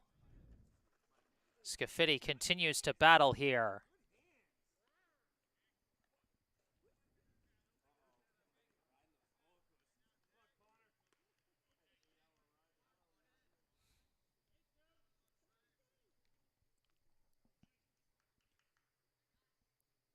This one comes in high, ball 3. Scafidi has battled his way to a full count.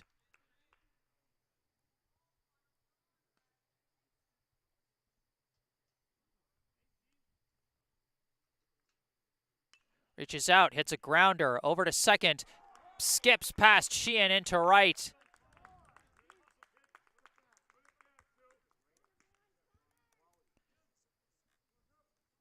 Scafidi with the single past second. 1 out and now a runner at first. And up comes the Waltham pitcher, number 11, Drew Anderson.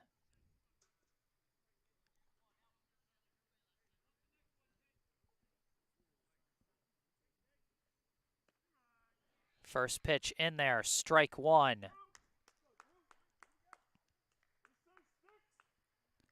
Anderson, of course, responsible for the only run on the board, scoring on a wild pitch.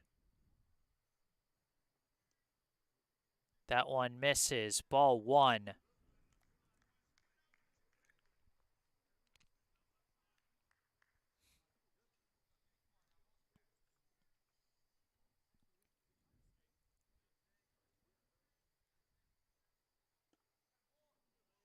That one misses as well, ball 2.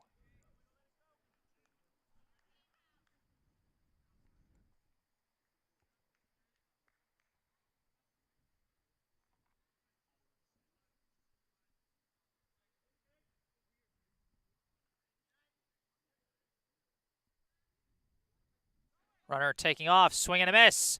Throw down to second. Oh, he couldn't collect the throw.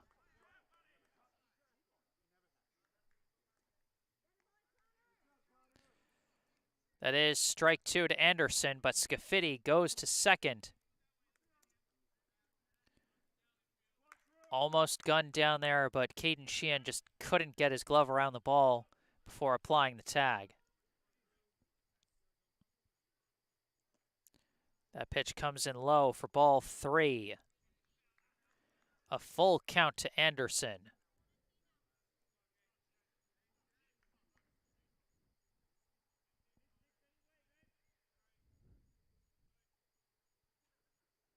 And that's going to come in high for ball 4.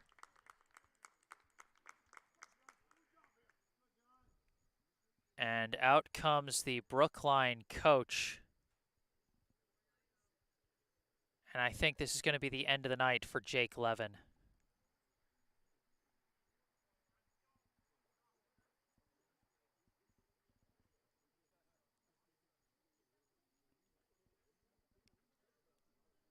I tell you, I'm actually getting emotional right now. You know, I first started covering Brookline baseball back in the summer of 2020. You know, back then I was just doing audio only. I was just doing it to build a reel so I could apply somewhere else. And the first game I ever covered was Brookline against Waltham in the regular season. And Jake Levin pitched a complete game shutout. They're sticking with him on the mound. At the plate, the third baseman, number 7, John Engelhart, swung on and missed, strike one.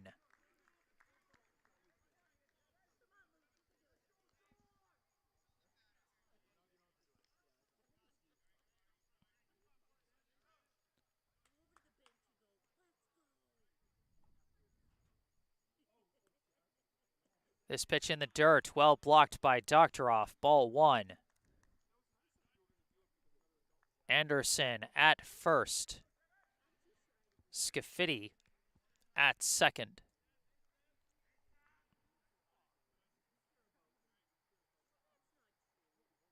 Swung on and missed, strike two.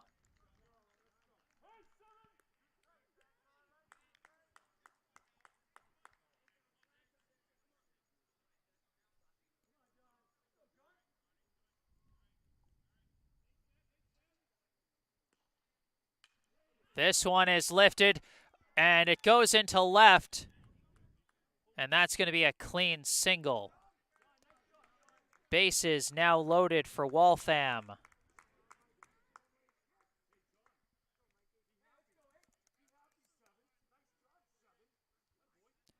Now coming up, the left fielder, number 1, Jamie Schumacher.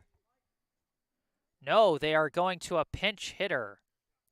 This is number 8, Mike Hanley.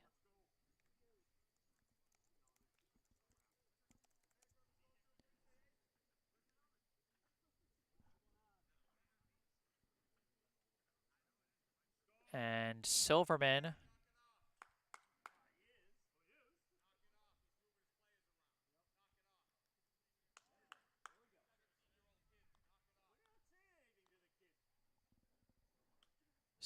trotting in from center field.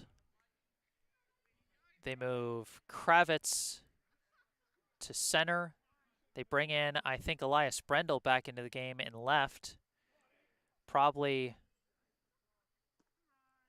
trying to get Silverman in the bullpen, possibly, as that's going to be strike one to Hanley.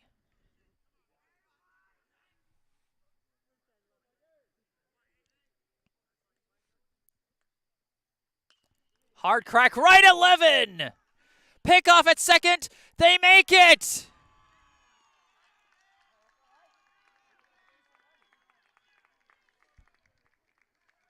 If that is the last play Jake Levin ever makes in his high school baseball career, poetry.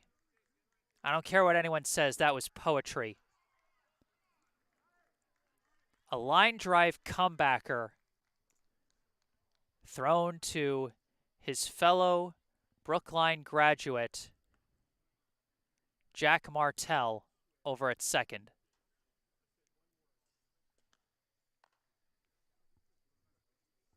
The 1-6 double play ends the top of the 7th. As we head to the bottom of the 7th, Waltham leads Brookline 1-0. O'Neill, Kravitz, and Sawada due up.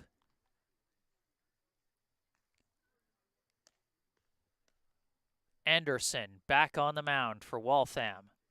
Nothing short of dominant so far today. What's happening?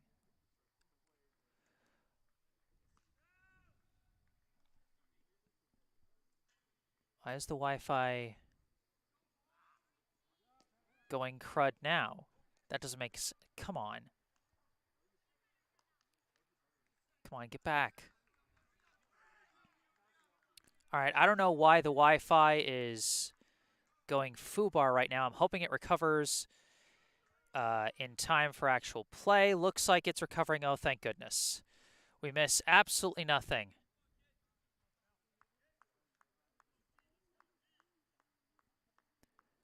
So leading off for Brookline here in the bottom of the 7th, their last chance.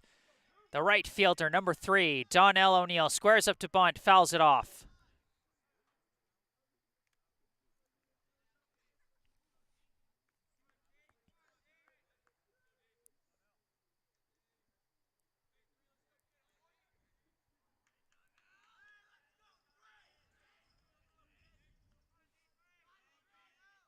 Squares up again, pulls back, ball 1.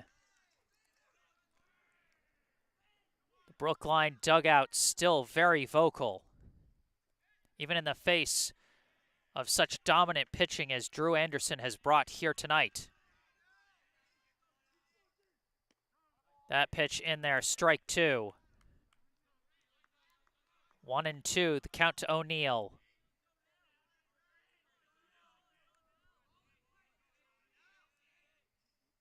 This one comes in high, ball 2.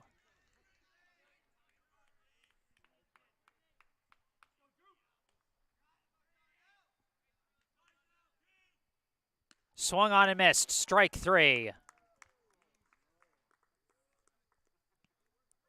1 down here in the bottom of the 7th. Up to the plate comes number 54, the center fielder, Ryan Kravitz. Kravitz, one of just 2 hitters for Brookline who's gotten a base hit so far. First pitch in there, strike 1.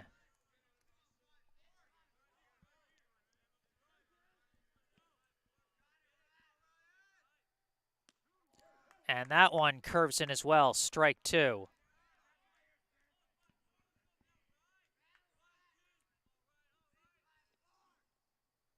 And Kravitz fouls this one off, stays alive at 0-2.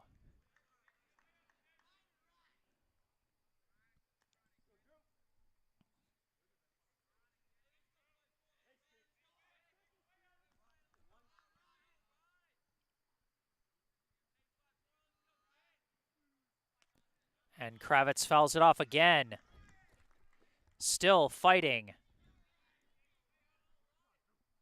0-2, still the count.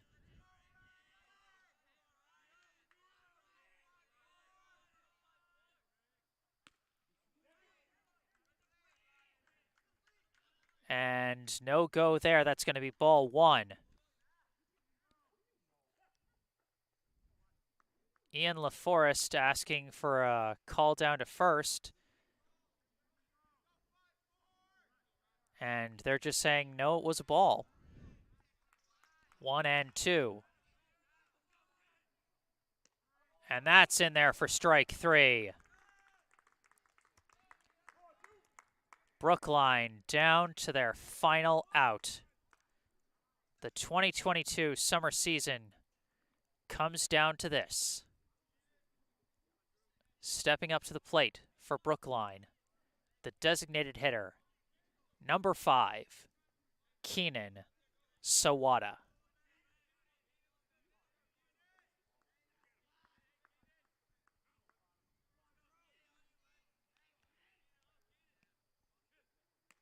First pitch high and inside, ball 1.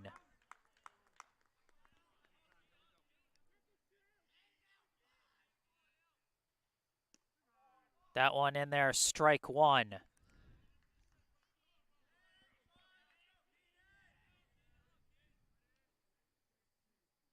That one also high, almost hit him, ball 2.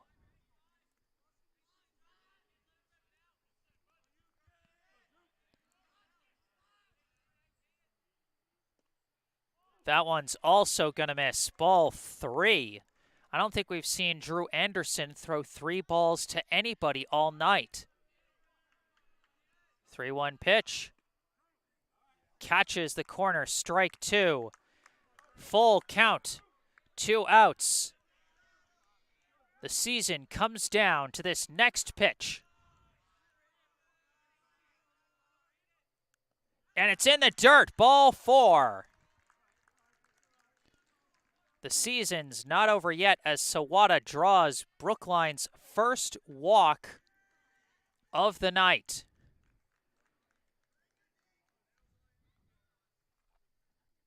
They're going to call for a meeting at the mound. And they're going to pull Anderson off the mound. Here with 2 outs in the bottom of the 7th, Anderson walking off the mound to a round of applause. Deservedly so. What an insane performance that was.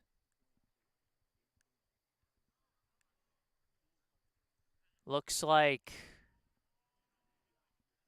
taking the mound for Waltham. Looks like it's going to be number 3, Nick LaForest.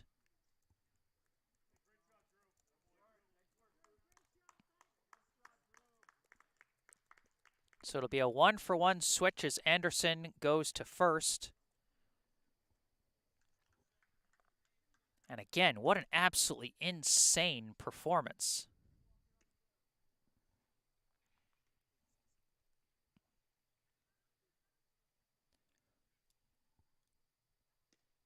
Eighteen strikeouts for Drew Anderson tonight. Only 3 times did someone put the ball in play amongst the Brookline hitters. Anderson fist bumping with all of his teammates after that one. He doesn't get the complete game, but what an absolutely amazing outing.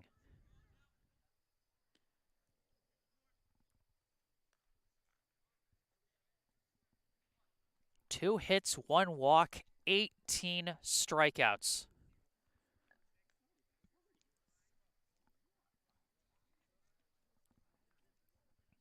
And now with the tying run on first, and Andrew Silverman coming up to the plate. Can Nick LaForest finish the job for Waltham? Here we go. Throw back to first to check on Sawada. He gets back safe.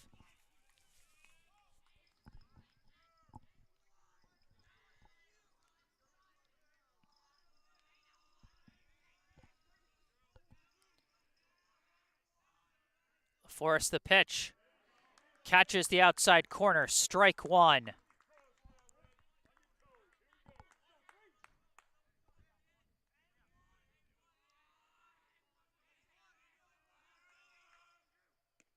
That pitch comes in high for ball 1.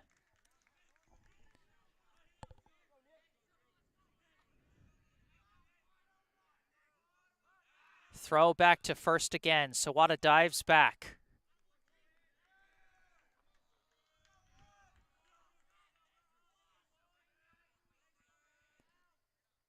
That pitch curves in. Strike 2. Brookline down to their final strike. 1-2, the count to Silverman. Fouled off. Defensive swing there by Silverman, and he stays alive at 1-2.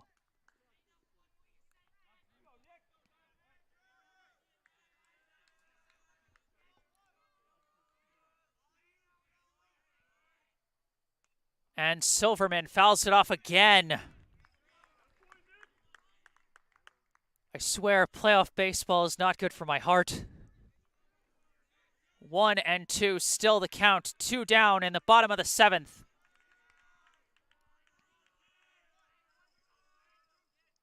Swung on and missed, and that's the ball game. Waltham gets the job done in a thrilling pitcher's duel by the most narrow of margins. Waltham comes out on top and will advance to tomorrow's championship game against Medford. The final score here at Lexington High School in Lexington, Massachusetts. Waltham 1, Brookline 0. What can you even say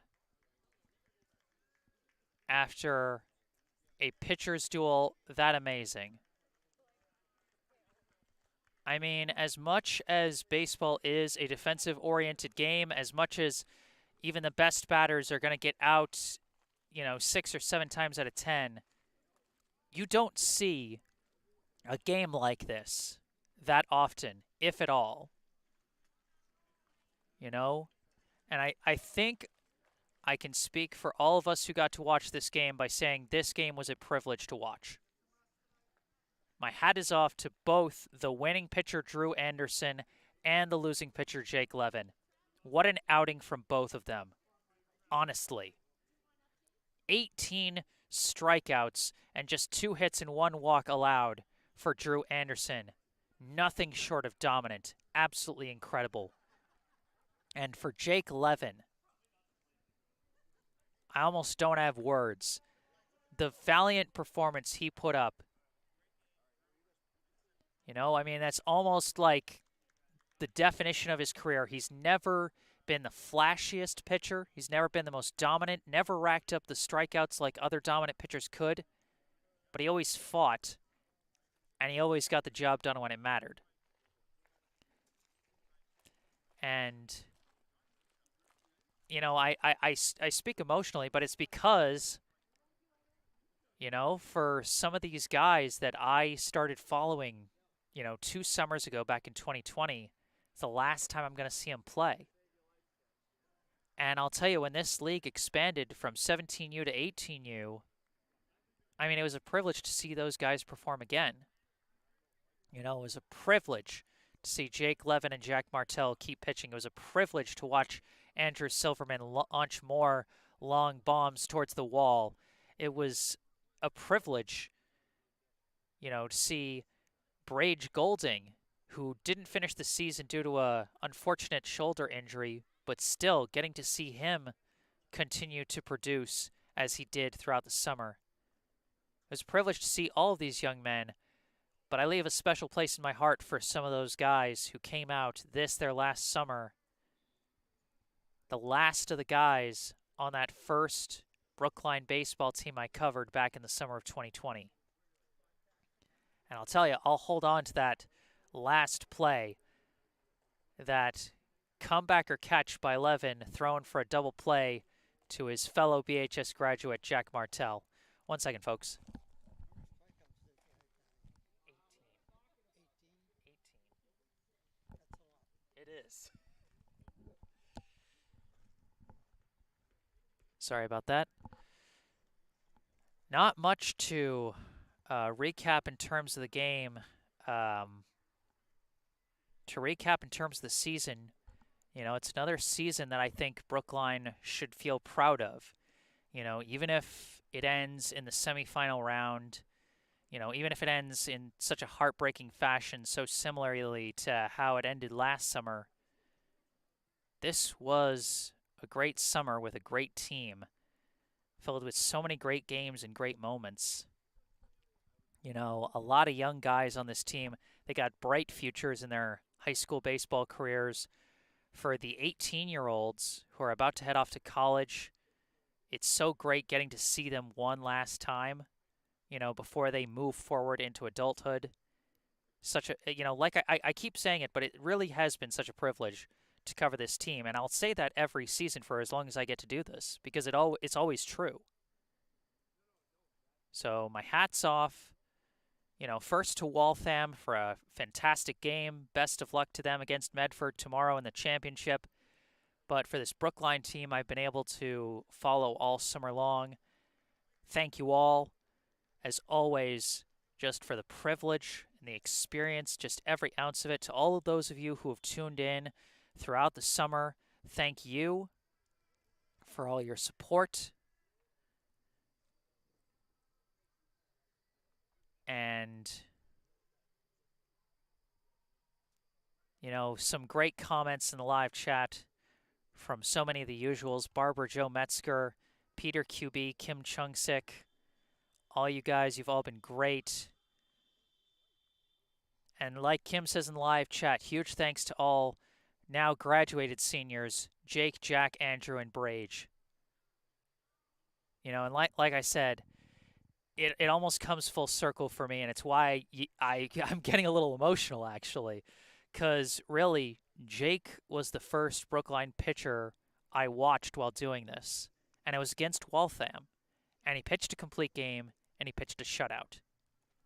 And now here, I watch another valiant effort of his. Again, not the flashiest, not a million strikeouts, but dang if he wasn't getting the job done and just putting down hitters inning after inning, grinding it out the way he does. And, to see him get to do that one last time, to see him get to make one last play with Jack Martell in the field, that's something I'll hold on to. It sounds sappy, but it's something I'm going to hold on to. So for one last time, just my last little self-promotion here to end the season. Like the video if you enjoyed the broadcast. Subscribe to the channel to stay up to date on all my upcoming live streams. Anything you'd like to say as the lights go out on the field and on the season for Brookline as the lights go out. That's going to do it. From Lexington High School in Lexington, Massachusetts, your final score, Waltham 1, Brookline 0. I am Jesse Mayfield-Sheehan. Thank you all so much for another great summer season, and have a good night.